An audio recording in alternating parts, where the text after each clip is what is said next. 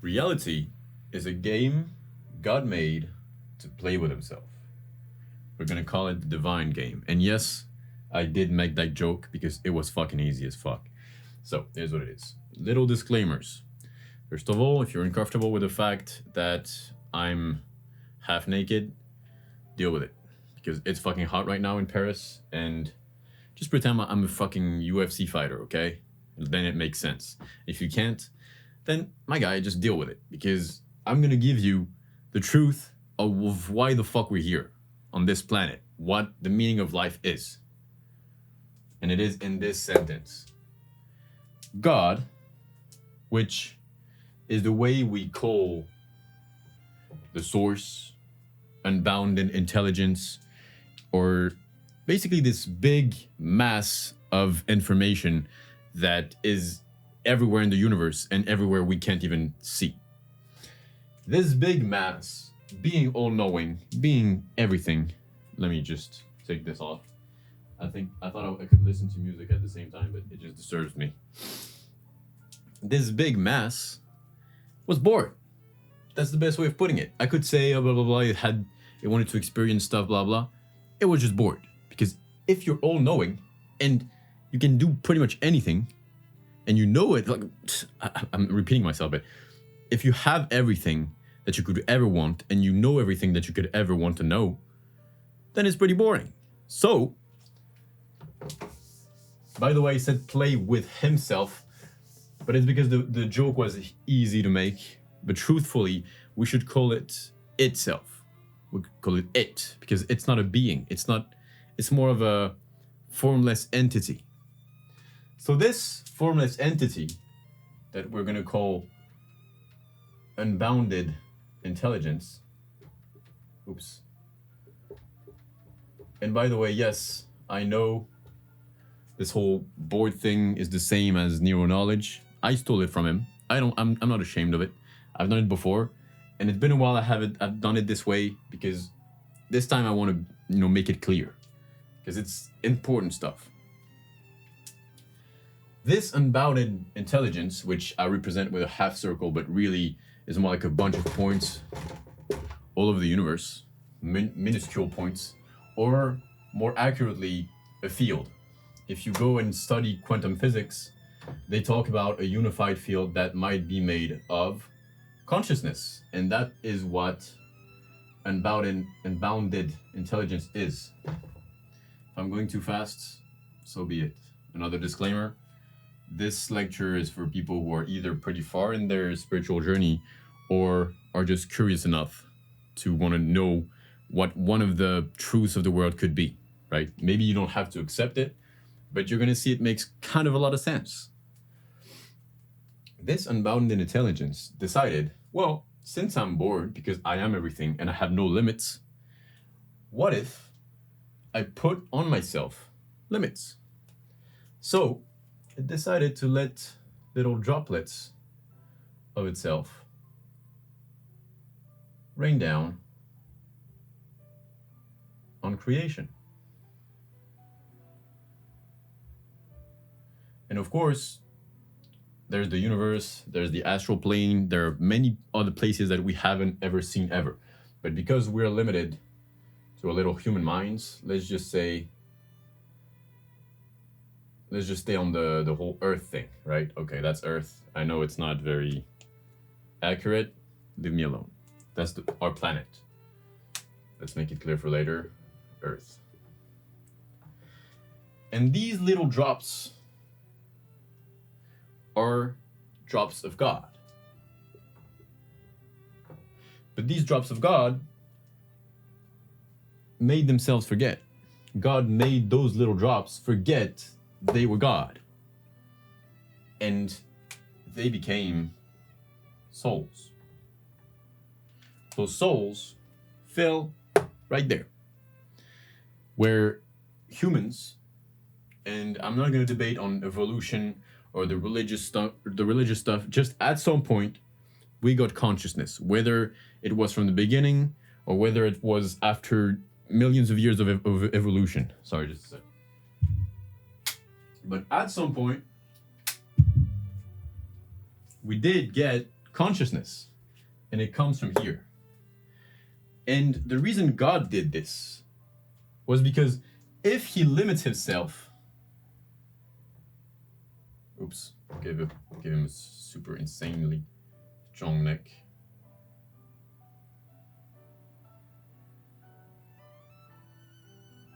Oopsie. Well, okay, I'm not a fucking drawer.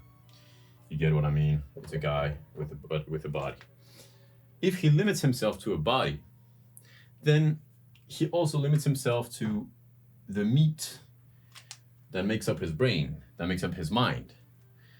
And it camouflages little by little its divinity. The consciousness that was at first unbounded, that was at first pure presence, little by little got the ability to have memories, to have emotion, to have pain, to have desire. And this allowed it to experience things it could never have if it stayed as unbounded intelligence. Because it has desire, because it has pain, because it has memory. And what was the last one? I don't remember. Because it has all these things, it's able to feel so many more things that it could never have. I don't know if my grammar is right on this one. That it could never have felt if it didn't feel limited and have those, let's say, how could I say, those distractions. That's what I want to say. And the goal of the game as a whole is to return little by little. You take away the desire, you take away the pain, you take away the memory, and you go back to full presence so that you can be reintegrated into unbounded intelligence. The whole point of this whole game is for God to send a little part of itself into a limited body with a limited, let's say, knowledge of itself, and allow it to grow, not in just one life. This guy will feel a lot of pain, then it's gonna die. Then he's gonna reincarnate. And I know reincarnation isn't the most appreciated stance out there. You might be Muslim, you might be Christian, you might be any kind of other religion that doesn't believe in reincarnation. But it makes sense in this whole system. And we can talk about it later on, but so far let me go to the end of it first, and then I'll try and think about any way to make you understand why it makes sense. He dies, he reincarnates. Most people apparently have kind of soul groups, a bunch of other souls that are at around the same level of growth. And so they reincarnate and set up the next life with their soul group. The reason they have a soul group is because, let's say, if for the next life they decide that they need to be a parent in order to grow, then they're gonna decide, okay, let's you be the mom and I'll be the daughter. And in their next life, they'll decide, okay, now I want to learn about love. So you be the lover and you be the lover. And yeah, that might sound a bit fucked up, because, you know, like it's a bit weird. We're used to this whole incest thing and all that. But in a soul context, first of all, they don't remember they've been those roles before. Second of all, it's not about the relationship with each other. It's about what this relationship allows them to do in terms of their growth. And little by little, lifetime to lifetime to lifetime to lifetime, the soul grows. And the more it grows, the more it is allowed to see the main quest. It's a bit like this. You start, let me give you a whole game metaphor, because it is truly like a video game. And I've found the metaphor and it works fucking great. Okay, maybe I introduced it a bit late, but I hope you're still here, because if you're still here, trust me, your view of the world is gonna change. Here's the game engine.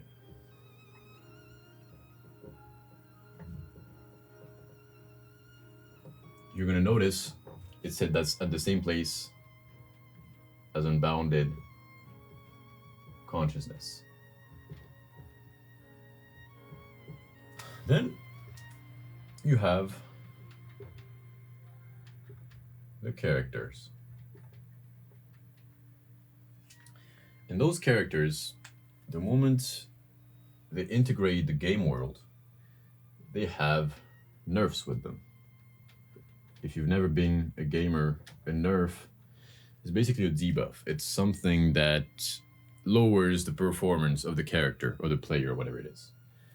But along the way, and by the way, those nerfs are desire, pain, and so on. But along the way, the character also meets buffs, which is the exact opposite. Stuff that helps you advance in the game. So buffs would be certain insights, right?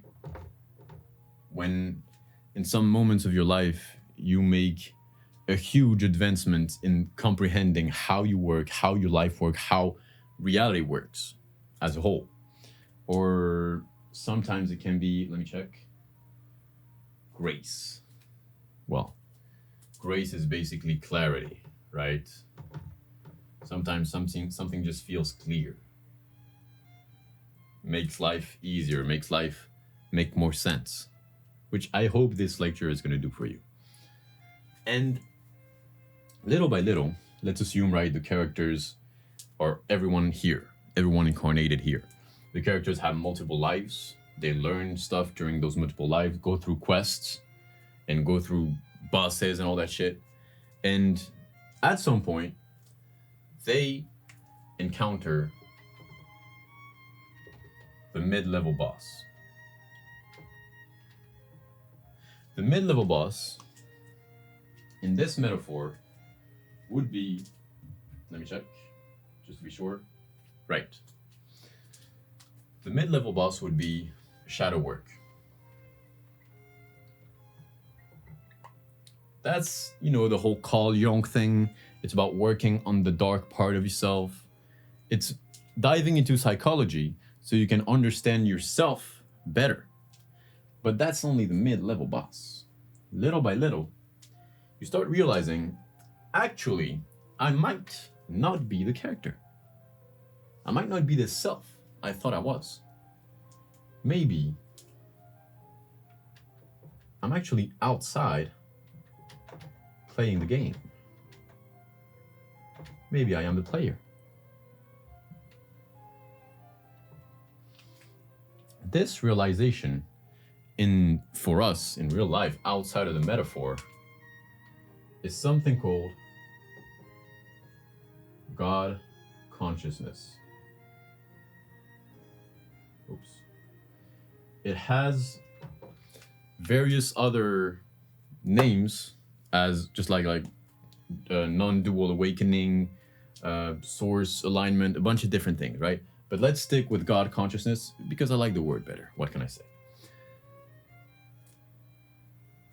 This basically comes down to you, just as like in the metaphor, realizing that you are not this body.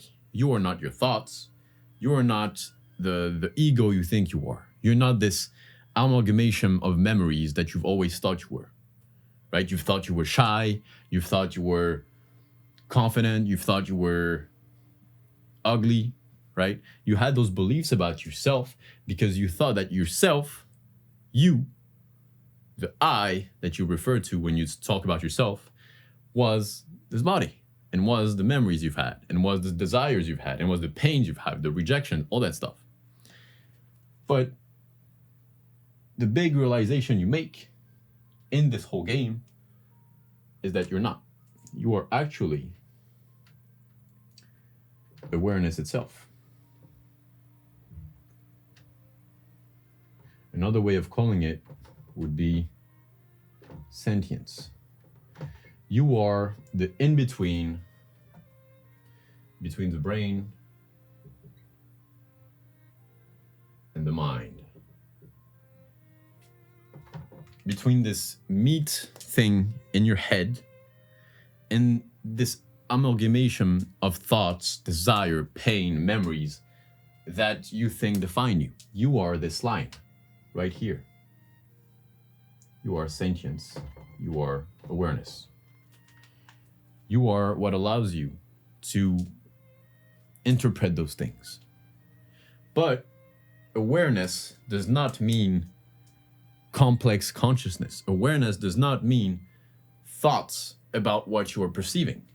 That is the big, big, big gap between the people who are slaves to their desires, to their pains, and people who start living in the present.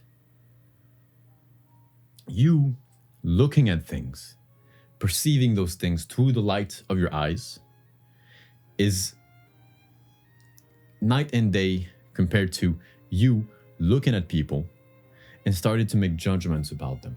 I don't know about you, but something I tend to do, I still do today, and I'm trying to work on it, is that sometimes I see someone in the street and I start making a whole scenario about them. I talked about it with my little brother. He told me the same thing. He saw a group of guys and he started asking himself, I wonder who's the annoying guy in the group.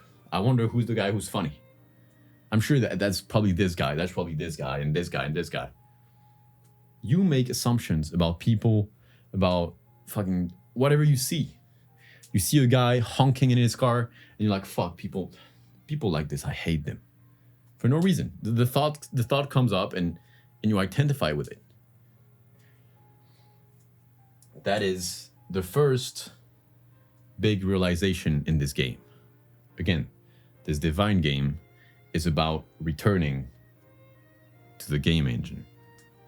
And that is the first big step, identifying as awareness. And now it might seem a bit blurry still, what it all means, but I will explain it. I don't know if I'll explain it in this video or later. I'll see. It's gonna depend on me. But for now, I'm trying to explain reality as itself, okay? We're gonna see later the rest.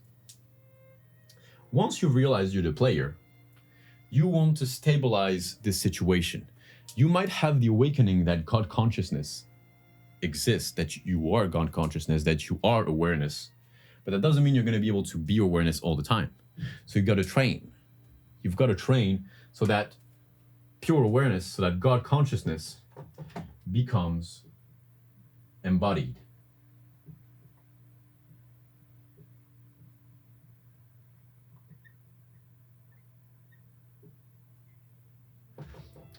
What embodied means is to make God consciousness your new baseline. That instead of being constantly bored and trying to watch YouTube videos all the time and try to have thought, your thoughts going all around every day, all day long, and having desires and having pains and having scenarios in your head all the time and trying to get distracted to avoid being in your thoughts constantly.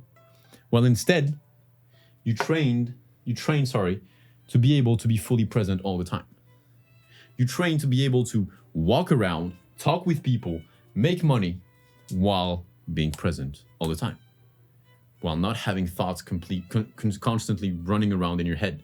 And if they do, you just let them go. You don't follow the thought. There's a big difference between a thought popping up and a thought being engaged with for 5, 10, 15 minutes.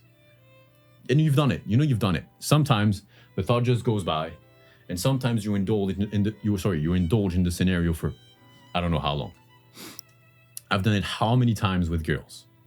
How many times I see a girl in the street and she's cute and I don't do anything about it. But then afterwards, I spent fucking 5 minutes having a whole scenario in my head where I went and I did talk to her and I have a conversation with her. And then sometimes she answers in a bit of a snarky way, right? Sometimes she answered positively, but it's a whole scenario that doesn't even need to be there. Because if I had been present from the beginning, I could have just talked to her. That's the point of this whole thing. It makes you present. It makes you able to enjoy life for real. Enjoy life without having desires, pains, and memories always influencing your decisions every time. After this point, however, comes another point, which is the point that the big humans, the rare entities that have been roaming the earth, have been able to reach while they are still in their body. And this point is once you realize you're the player, you decide, I'm gonna need to fucking erase some stuff because there's too many, well, whatever. I'm gonna keep it that way, whatever if it's confusing. You decide to drop the controller.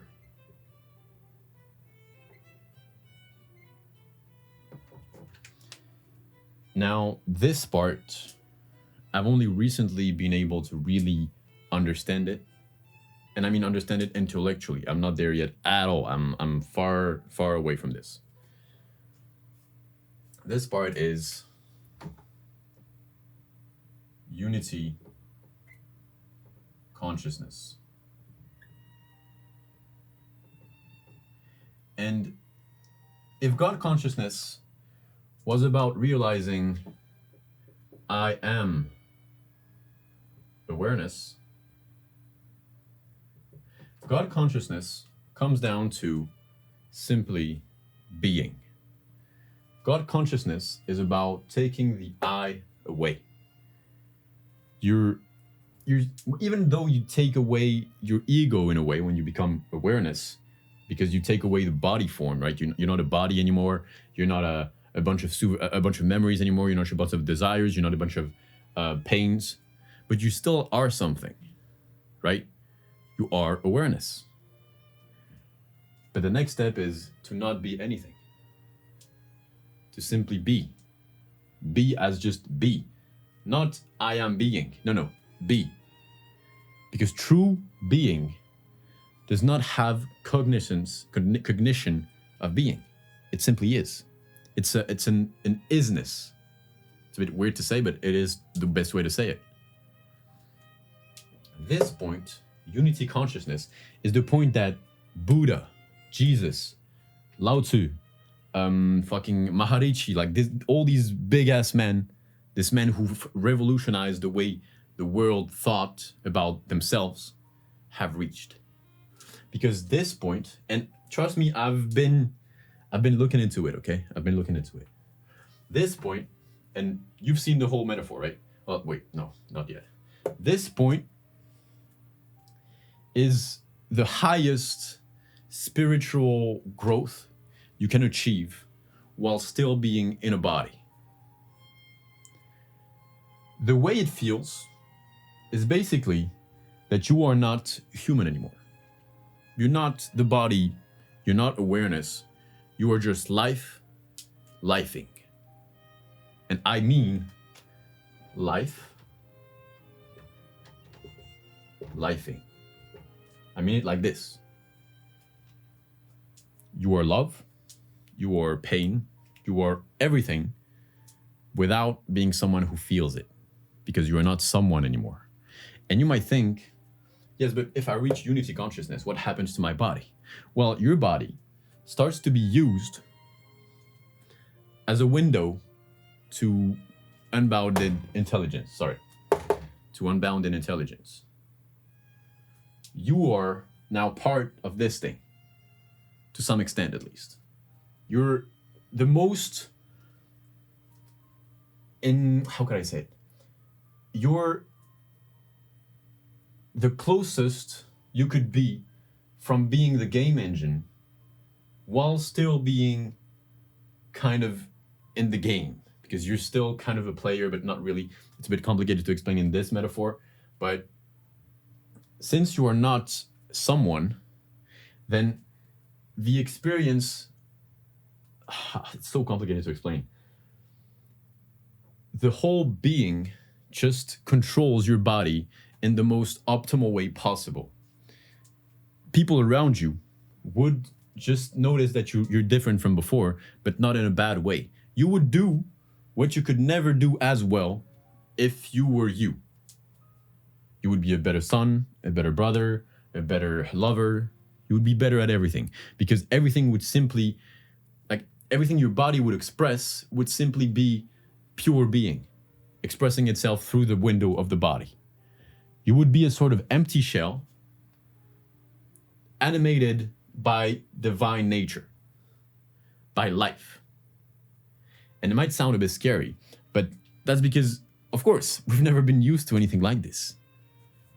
we see these figures, Jesus, Buddha, all these guys, but we don't know how they work really. And you might think Jesus is a prophet or he's the son of God or whatever. In my opinion, he was just a guy who was really fucking far in his spiritual journey, a spiritual master. Like he's fucking close to being the game engine, basically. Same thing for Buddha. Same thing from all these other really, really big spiritual figures. They're either here or here. God consciousness, like embodied God consciousness, or unity consciousness.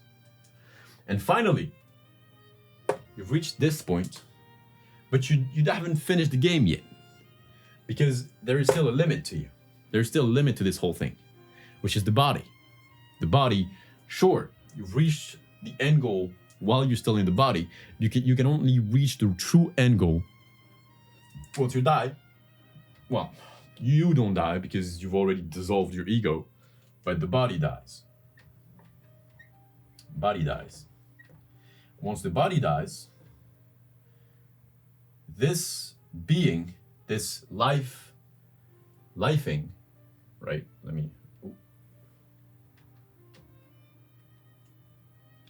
Goes back to unbounded consciousness and basically becomes the game engine. From there, as you are the game engine, you genuinely your embodied consciousness. You express yourself to help the characters on their own journey. You are the one who gives them buffs, for example. You're the one who, you basically are insight. You are clarity. You are synchronicity. You are peace. You are love. You are the random person who gives you the beautiful day, right? Suddenly tells you something that makes your day. This kind of stuff, right? These things that seem unnatural, that seem like they shouldn't happen, but are still so good. Sometimes it could, like the nerfs could have happened as well. I don't think these guys come back and give you nerfs, but the nerfs themselves are just ways to grow. The reason that desire and memory and all these things exist is so that you can experience pain, because if you experience suffering, then you start asking yourself questions. You start asking yourself, why am I suffering?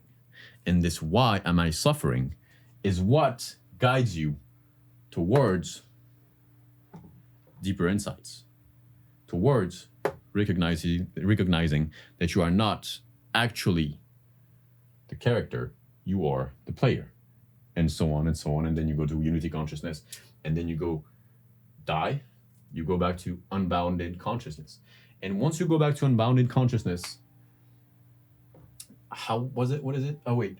It was infinite collaboration, or like collaboration. I don't remember the exact notes. Well, I don't remember the exact word. Let me try and remember. Just a sec. Right. My bad. That wasn't the word. It's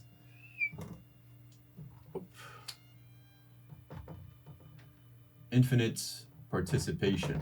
That's what it is. Basically, from there, either you decide to just stay as the game engine and just stay there, just do your thing, or you decide to be participating. And that is what I described earlier, which is,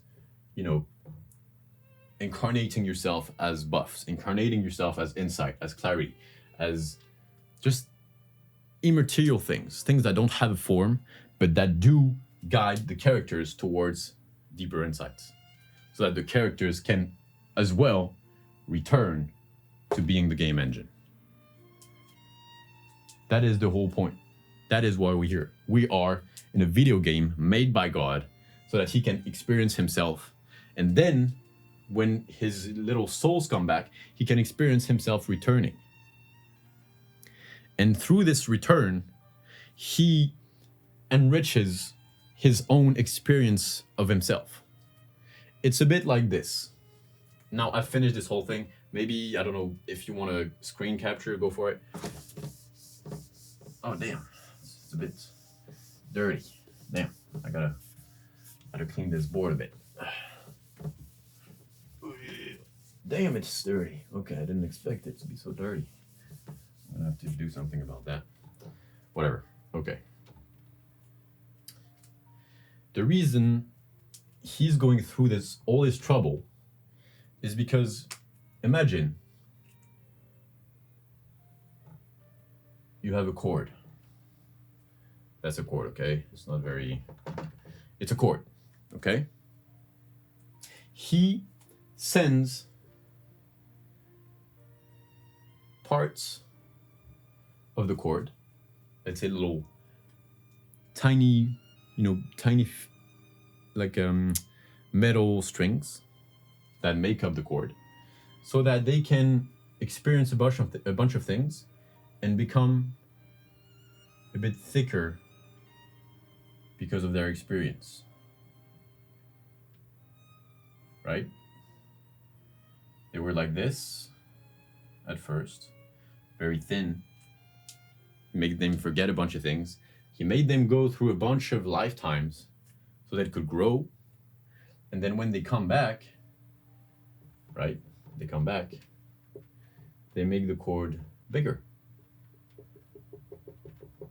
more refined, more rich in its sound, in its capability. Even though it is capable of everything, it still wants to learn. It still wants to experience new things. It still wants to become richer, to become more experienced. I'm kind of repeating myself, but you get the point.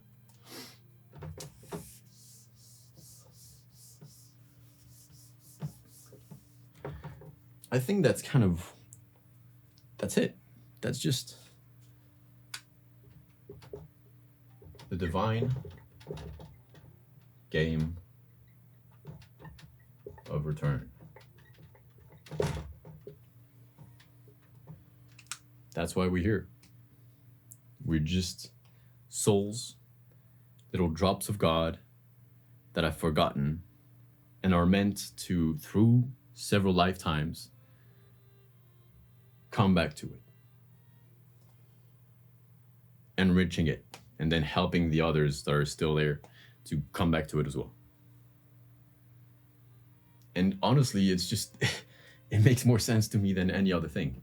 Because when I was a kid and people told me God created us so we could worship him, I was like, why? Why would he create stuff just so they could worship him? What's the point? Like, does it give him more power? But he's supposed to be omniscient. He's supposed to be super powerful already. I would see atheists or people who hate God or like manhwas and mangas and all that where God had basically created humans just to be distracted. And I was like, it's a possibility, but it would be a bit cruel, right? The loving God wouldn't just create people to be entertained. A God that is omniscient, that is all love, wouldn't have this kind of cruelty. It's a human cruelty, a cruelty that's limited to desires. Cruelty that is only possible if you are a limited being. Same thing for the God who punishes you if you don't do as he says. What God who is omnipotent, who is omniscient, who loves his people, will make them go through insane trials? He knows those trials, like God is supposed to know everything, so he knows those trials are going to come. He knows those people will fail those trials, but he's still going to put them in hell for it. I don't know about you, it seemed a bit weird. But if you go through this lens of the divine game of return, it just all adds up. I don't know about you, give me something that does not add up here. God is not a being. It's not a guy in the sky, because that's just not how it works. If he's omnipotent, he cannot be a limited being, so he cannot have a body. It makes more sense that he's a sort of formless entity, formless intelligence, like a fucking AI that goes beyond any human comprehension. And he gets bored and decides, let's live a limited lifestyle and just learn from it and then come back. That makes so much more sense. Now I will make other videos so that we can, you know, discuss this whole reincarnation thing, discuss the whole field of consciousness thing, why it makes sense that there is this whole unbounded intelligence all around us, because even in quantum physics, it's been acknowledged there is a unified field made of consciousness. But I'll talk about it another time. It's, yeah, like, just let me know, like, in the comments right now, let me know if it makes sense, right? And I'm not doing this for the algorithm, trust me, because on this one, there's not gonna be a lot of views. Haven't put effort into making it entertaining, and I'm probably gonna piss a lot of people off. Sorry, but if it just makes sense, if it adds up for you, that means you're probably like me. You're probably ready to go deeper, to go towards the God consciousness thing, to go towards the unity consciousness thing, to start, you know, returning to God in a way. Because I want to see what it is. Okay, I want to see what it feels like. And I know that if I've gotten this insight at my young age, 24, that means my old lives probably got to this insight already. It just took them a longer time. And now it's just coming back. Because when I discovered it, I just felt like it just made sense. If it doesn't make sense for you, that just means you're not there yet. You still have some lives to live. It is what it is. But if you have this insight, if you're like, okay, it does make sense, then we're going to make some videos soon about this shit, because damn. And yes, also astral projection is going well, and everything is linked in this whole thing. The more you get close to God consciousness and embodied God consciousness, the better astral projection, like the easier astral projection happens, and then you can make even more improvements. But we'll see. Anyway, I'll let you go. It's been fucking 37 minutes. Damn, I didn't expect it to last this long. But I hope it shed a light on what the truth was, on what reality might actually be. So yeah, take care, man. And Johnny.